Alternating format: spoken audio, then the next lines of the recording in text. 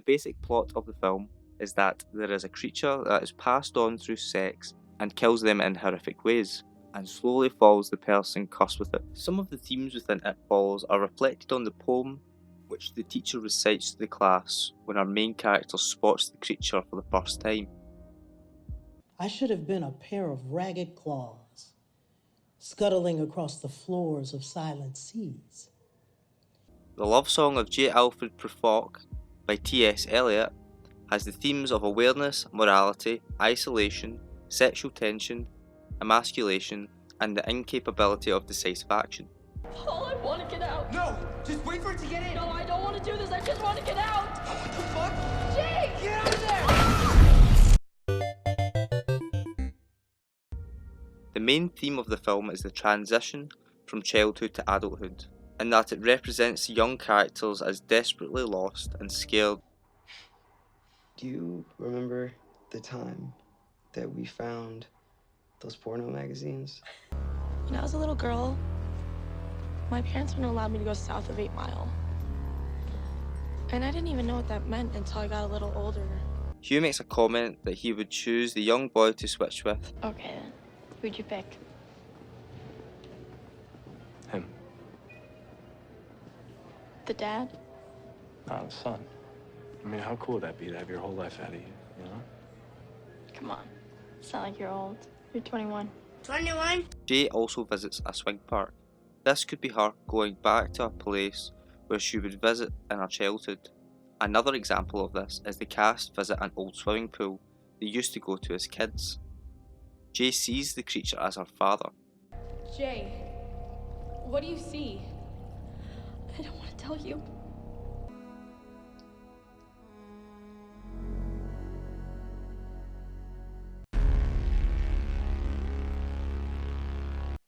The camera work distorts the reality, and throughout the film there are different uses of technology, which help to show the absence of space and time. This blurs the lines between reality and fantasy. The use of the zooming and the characters makes it look like they're always being watched, which is also shown by the boy in the red looking over the fence when he's in the window ledge and when the characters drive off to the swimming pool, where the young boy is on his bike. This is an example of the creature getting closer and closer to Jay, and that they are always watching. Throughout the film, whenever the characters are faced with danger, they usually make a rash and dangerous decision.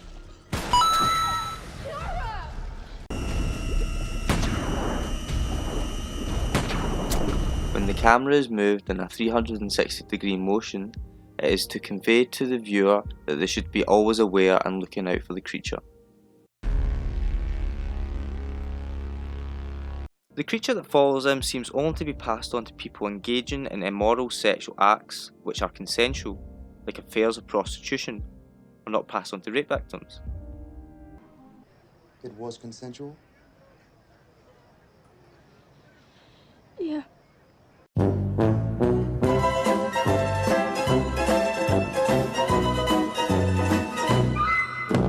The creature could be showing vulnerable victims from its past, like the old woman, or when it breaks into Jay's house. Everything's okay. Red pops up everywhere throughout the film to show danger approaching, but if you are to go much deeper, it could represent puberty in women, moving from childhood to adulthood. This scene here where Jay looks down her pants and the red ball hits the window could be representative of this. I'll leave this up to you if you think this could be part of the theory.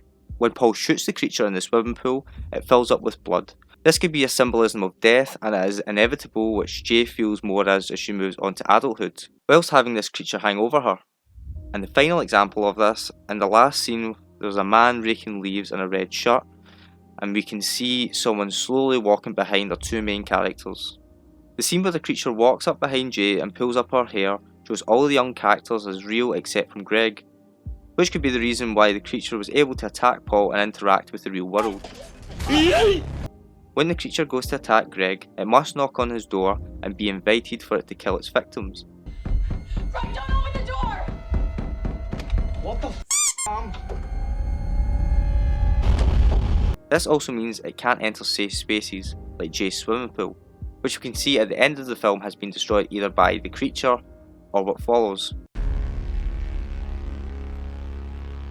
Jay is our main focal point and has the creature following her for most of the film. Hugh, who passes on the curse to her and explains the rules. Paul, who is in love with Jay but not reciprocated by her. Kelly and Yara are Jay's sisters. The adults of the film are almost never shown and do not take part in the story. When Yara suggests to everyone that the book she is reading, The Idiot, is about Paul, which is about a world full of greed and sexual activity, the princess character is naive and has an awkward personality and an obsession for his loved ones, just like how Paul proposes to remove the curse from Jay.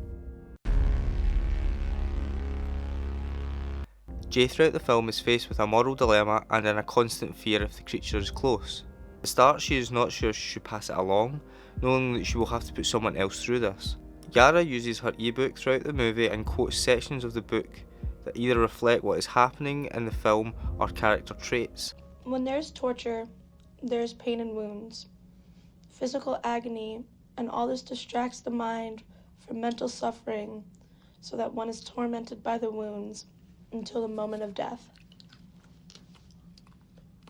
And the most terrible agony may not be in the wounds themselves, but in knowing for certain that within an hour, then within 10 minutes, then within half a minute, and now, at this very instant, your soul will leave your body and you will no longer be a person. And that this is certain. The worst thing is that it is certain. At the very end of the film, when Jay passes the creature on to Paul, Paul does it because he loves Jay and wants her to be free of the creature, but she does not feel the same way and doesn't seem to have any strong feelings for him. This can be shown by the final scene where they are walking holding hands, and Jay and Paul are both wearing white, which symbolises they are stuck with one another, as they know when one dies the other will follow, which is true to both life and the creature that follows them. It Follows seems to take a lot from older 80s slasher films. For example, it's set in a white suburban town. The creature that follows is very reminiscent of Jason from Friday the 13th as he walks really slowly. The fear factor from Nightmare on Elm Street is also taken as they're not able to sleep, which is very reflective in It Follows as they're constantly being watched and always have to be aware if the creature is near.